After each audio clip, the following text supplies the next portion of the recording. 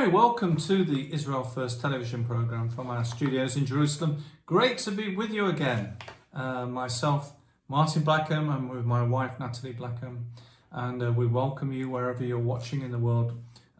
You are very welcome to the program to understand about Israel, to understand what's happening in the news. And this is our fourth, I believe, Nathalie, Gaza war update. So we'll be specifically focusing on some of the things that are happening in Israel connected to that.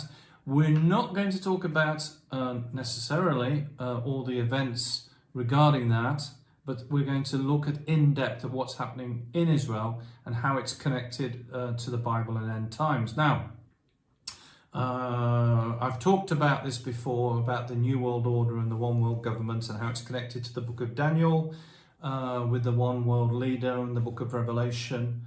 That there's an antichrist who arrives on the scene. So we know that the stage is being set for this one world government, this end of times scenario. And you know, Nathalie, I was looking at the news and I tried to find things that I think you'll find very interesting. But Israel Hayom, which is it's a well-known news channel, had these headlines, and I thought this is quite extraordinary, really. And this is what they said. They said Biden's new world order creates a new era. I'll say that again. Biden's new world order. This was the headlines from Israel Hayom. World order creates a new era. Israel Hayom went on to say, the news channel, in a policy address in late October 2023, President Biden from the United States sketched a global map with the New World Order. Now, this is unheard of that it should be. Most of the times we hear about it, it's ridiculed, and the mainstream media will call it a conspiracy because they don't want people to know about it. Now, Israel Hayom News concluded by saying, let's listen to what they have to say. Bottom line, the war on Hamas is more than an Israeli interest and more a Middle East interest. It's a conflict of global impact. Well, that's certainly true because Israel first. So if Israel is under attack, if Jerusalem is under attack, then the whole world is under attack. And this is what they finish by saying. It's a conflict of global impact, part of, again, the New World Order that will emerge with clarity in the near future. And I thought they wrote this is from the Israel Hayom website. You can look at it online, and unbelievable that they're saying it out loud, the things that are planned. Meanwhile, in the meantime, US President Biden says he wants a global security regime in Gaza, whatever that means. What does that mean? A global security regime, a one world government regime in Gaza. And then the Palestinian Authority wants under a one world government. For the first time, he said he urged the international community, the globe, the world, to help manage the security, not aid. He's not talking about humanitarian aid. He's talking about the future of these two pieces of land, the Gaza Strip and the territories known in Israel as Judea and Samaria, known by the mainstream media as the Palestinian territories. He wants them to come under global security for an interim period after the war. Could someone please tell me what an interim period means? Also, at the same time, Israeli Prime Minister Netanyahu is said to be looking to appoint UK's Tony Blair as the Gaza humanitarian coordinator. By the way, he's still involved in Israel-Palestinian affairs, so it's not such a big step for him. He's already involved and has an office, and I'll talk about that in a second. Tony Blair, by the way, for those who are interested, is a member of the infamous globalist organization, the World Economic Forum, part of the global cabal. The Times of Israel reports Israel is seeking to install former British Prime Minister Tony Blair as humanitarian coordinator for the Gaza Strip, according to a report, out of a desire to improve the humanitarian situation inside the Gaza enclave. Ynet News reported, citing unnamed senior officials, said Prime Minister Benjamin Netanyahu hopes to leverage Blair's expertise as former envoy to the region for the Middle East Quartet to temper international concerns over the civilian cost of Israel's campaign in Gaza. The report indicated that Blair has been contacted on the matter and talks have been going on in recent weeks. The former British leader's office said in a statement, Mr. Blair maintains an office in Israel, I knew that, and he continues to work on matters tied to Israel and the Palestinians. So this is not a huge leap or a big step for him. Ynet said the exact definition, scope and authority of the proposed role has not yet been clearly defined, adding that there will be emphasis on providing medical treatments and medicines and the possibility of evacuating the wounded and sick from the Gaza Strip, which is, by the way, already happening. There's already an evacuation of wounded people from the Gaza Strip out. Going to Egypt. Right, initially going to Egypt and then on to other countries as necessary. Interestingly enough, Prime Minister Benjamin Netanyahu is also a member of the World Economic Forum, as well as Tony Blair, and as well as Mahmoud Abbas in the Palestinian Authority, is also a member of the World Economic Forum. Now, Ilana Rachel David of the Common Denominator recently said, what remains of Gaza, this is after the war, will become an international zone, first of a centralized world power. So we know that we're on the road for this whole globalist movement to start to do things. And you might say, well, Martin, why wouldn't they start the globalist movement in America or in Russia or in China? Why is it that they're starting it in Israel? It's because Israel is first. Israel is first, and it has to happen here first. And it's the center of the world. Right. If you look in Ezekiel 5:5, and even in Ezekiel 38:12, is written in it, but is like the translation is not always very clear. You can see it in Hebrew, but it's not very clear in other languages. But we know, and Ezekiel will have many written things in the Bible and in also other writing, that Jerusalem is the center of the world and Israel is the country where God started to create the world in Jerusalem. So everything will start there and everything will finish there. So obviously it's very, very important for them. And it's natural that it should be Israel's first, so it's natural that if anything is going to be achieved by the globalists in this new world order, that it would start in Israel. And we know that this is the very place, Jerusalem is the last battle, the place of the final redemption, the place of the final judgment. All of this is going to happen in Jerusalem. And the throne of God. Right. So this is where everything is cooking. And so we know the Bible says there'll be wars and rumors of wars, but when they happen in Israel, we need to sit up and pay attention, because there is something happening of a biblical nature, of a biblical scale. Now you might say, well, Martin, there are evil people behind what's happening. That's true, but God can use all things to achieve his purposes. And indeed he does. Throughout history, he has used all peoples, good and bad, to achieve the ultimate goal.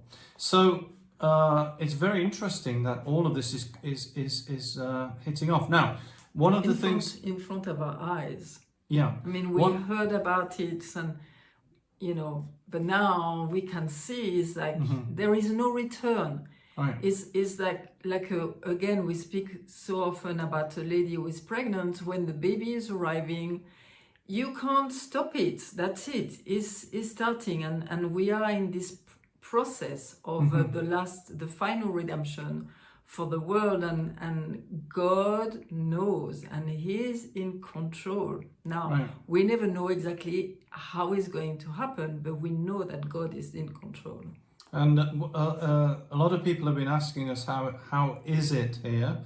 Well, this is a story I think you'll find very interesting. Israel is facing its worst mental health crisis in its history. Israel's already struggling mental health services have been overburdened by the impact of the Hamas terror attack, unable to say how many people will need long-term treatment. Pretty much everybody, really.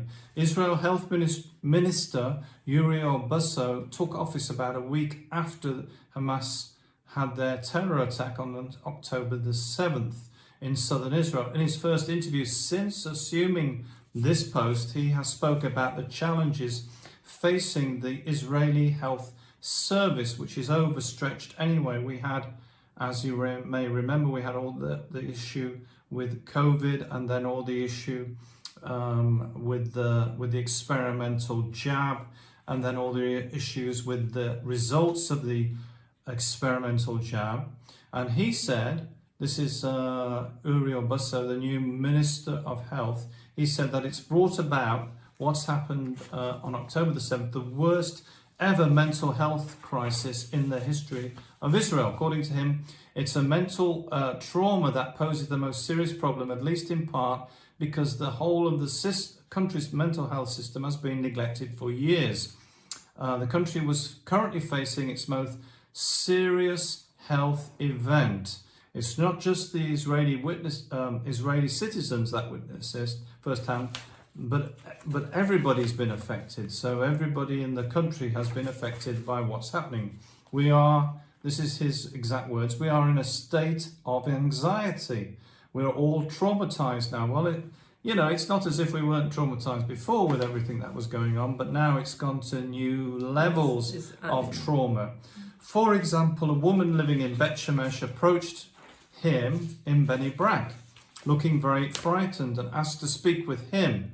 She said that she is not only afraid of the missiles, but also the air raid sirens themselves, the red alert. She is afraid when she hears that. This is a woman is in mental crisis because of the sirens, and there are many like her, and that's true.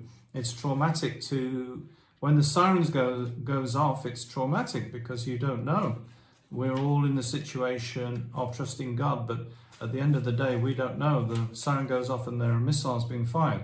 According to Busso, the ministry is planning a series of actions and initiatives to tackle the issues. So they're trying to get to help people proactively, including those of assistance and the employment through the health funds to employ thousands of qualified therapists as psychological mentors.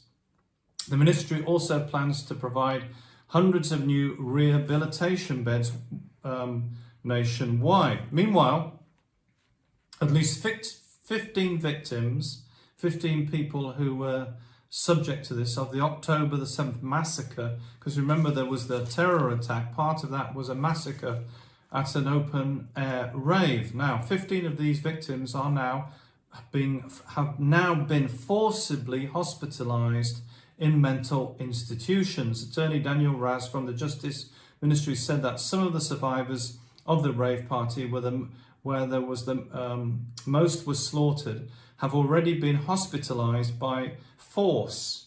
So they weren't given a choice. It wasn't like they said, do you want to go to the hospital? It was like, you're going to hospital whether you want to or not. And by force into psychiatric institutions.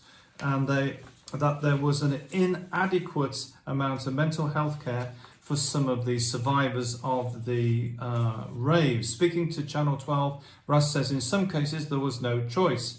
That's his words. The festival attendees were in very, very, very difficult mental stress. The survivors went into a turbulent mental state, which is quite understandable with what they witnessed. Goodness knows how anybody could witness that and be in a good mental state. and that dealing with unbearable loss. Several civilian initiatives have been set up in Israel to assist survivors of the festival massacre, where they witnessed unspeakable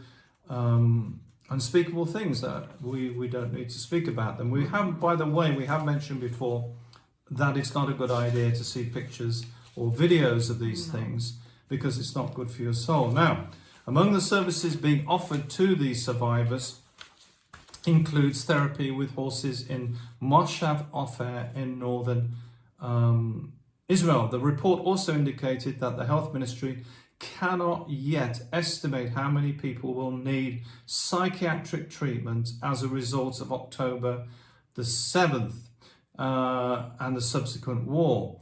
Adding that, the question arises as to if and when we'll ever be able to make this assessment.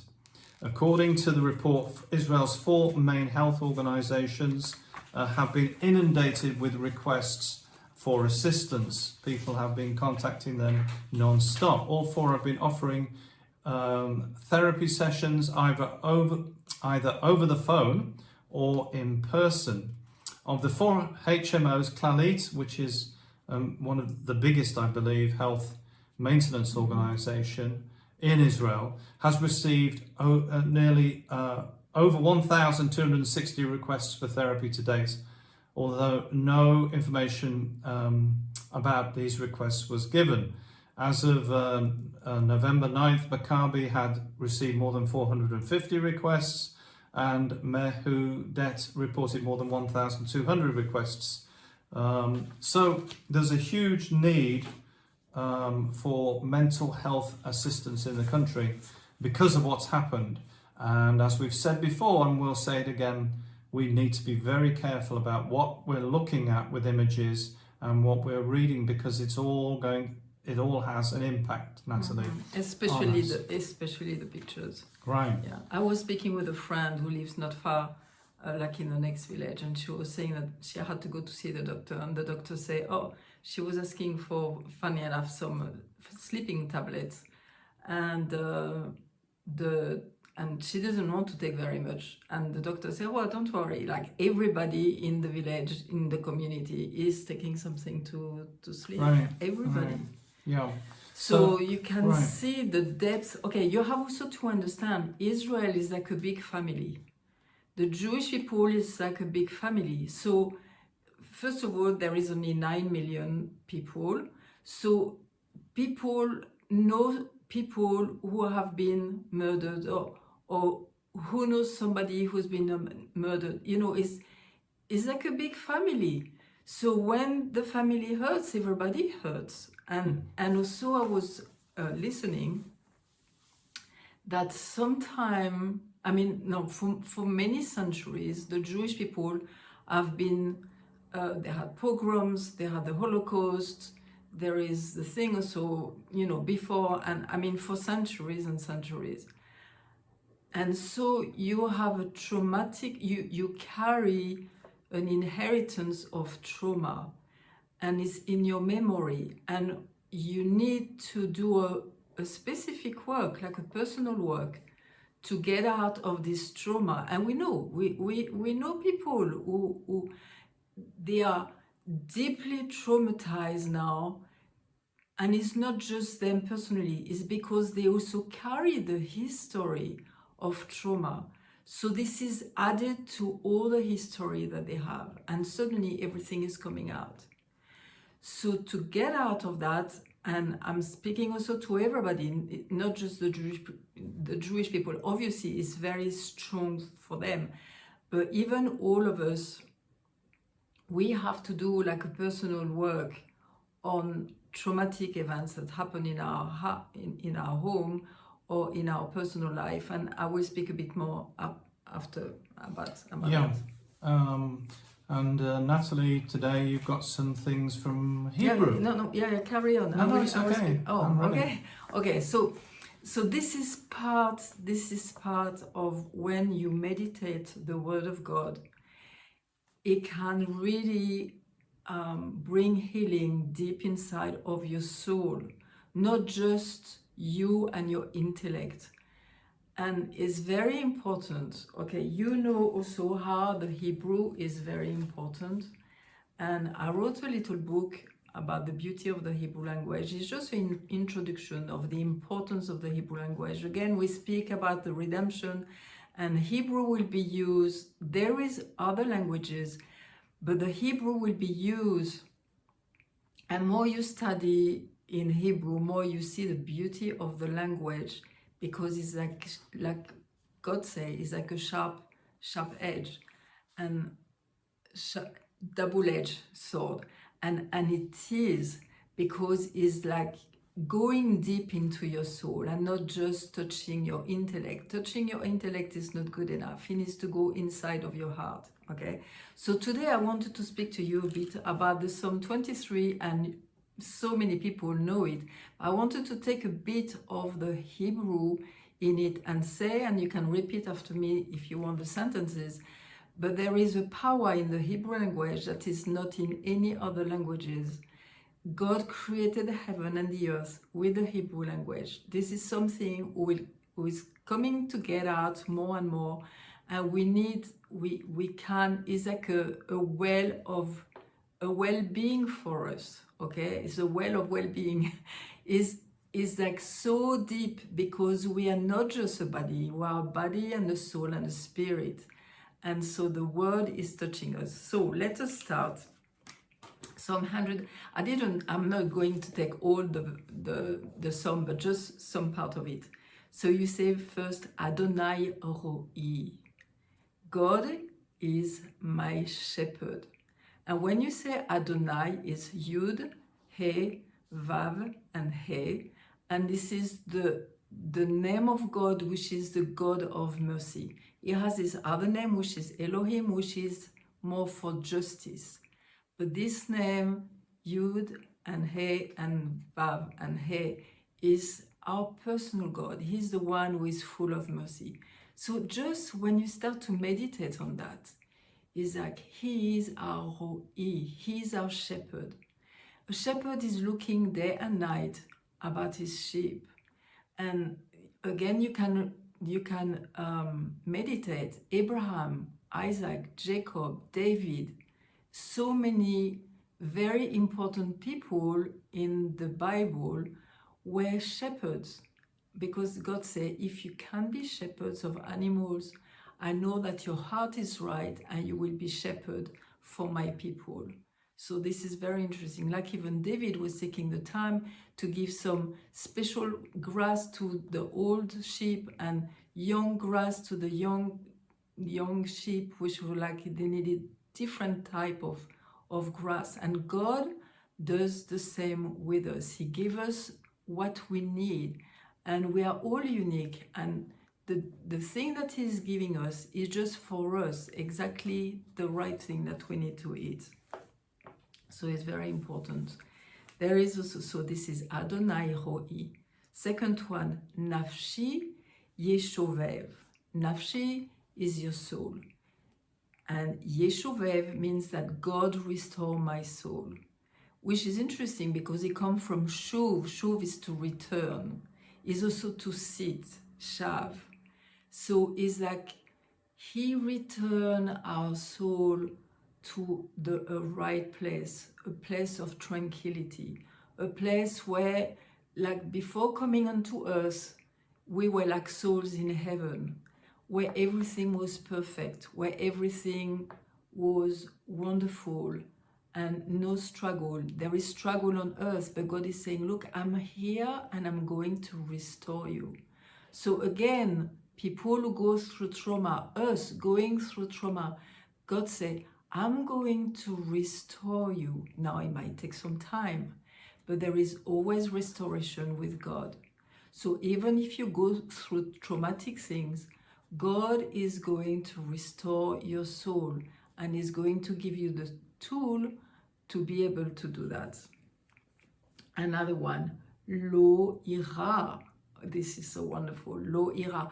I don't fear anything. I do not fear. And why do I not fear?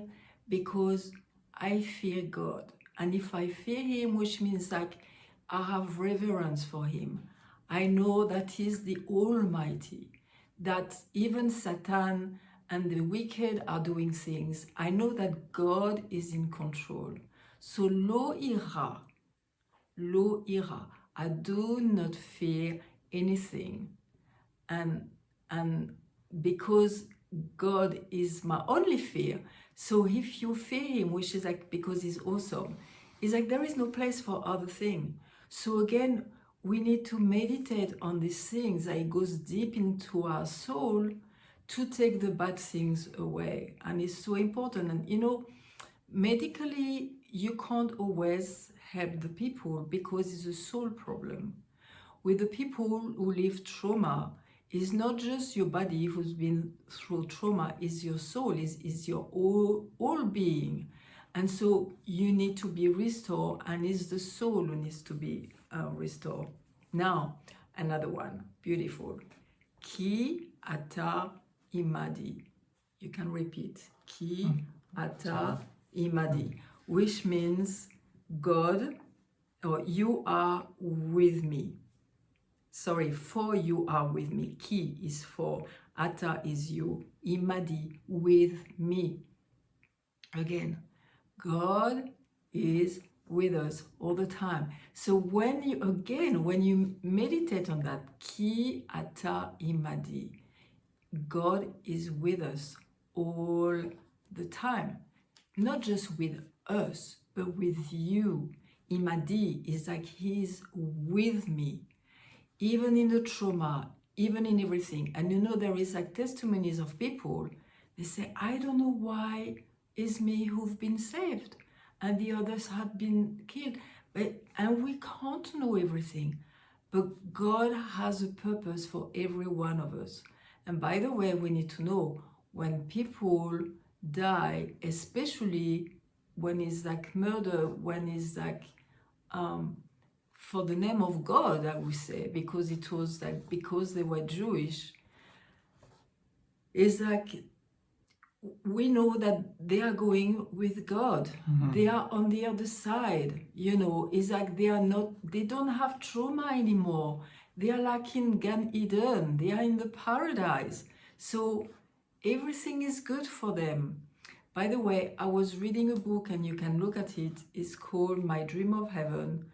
And this lady is from the 19th century, and she was very sick, and she went in heaven, and she came back. And this is a beautiful book where you can see the reality of life on earth and of life in heaven. And it's bringing a lot of comfort to the people to know where they are. It's written a long time ago. It's written in English. You can find the PDF, My Dream of Heaven, and it's from Rebecca Springer. And if they want to hear more, they're going to have to join us on the next program, Nathalie, because we're out of time. Thank you so much for joining us. Nathalie's got plenty more pearls, I guess. Is that right? To share with the folks. So you're going to have to see the next show and catch up with that. You can, by the way, catch up with a lot of the programs by going to our website, www.israelfirst.org, and there are all the links there. You can also help us to continue this work. There's a donate page, and you can contact us. There's a contact page, so please contact us. We'd love to hear from you. Well, it's been great to be with you again.